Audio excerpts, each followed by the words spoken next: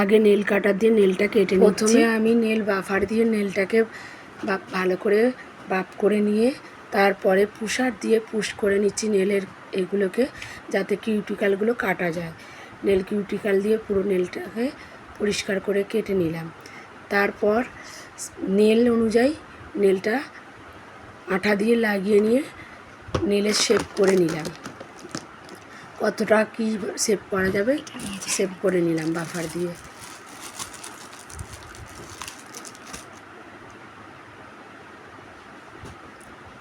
তারপর nail jail দিয়ে জেলটা নেলে লাগিয়ে ওটাকে ভালো করে সিকিউর করে নিলাম।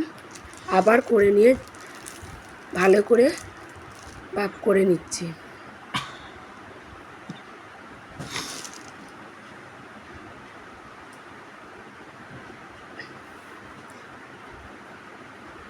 তারপরে নেল পালিশ লাগাচ্ছি, বেশ কোট লাগিয়ে নেল পালিশটা লাগাচ্ছি। নেল পালিশ লাগিয়ে এই হচ্ছে ফিনিশিং ডিজাইন দিয়েছি। দেখুন কীরকম আপনাদের লাগলো।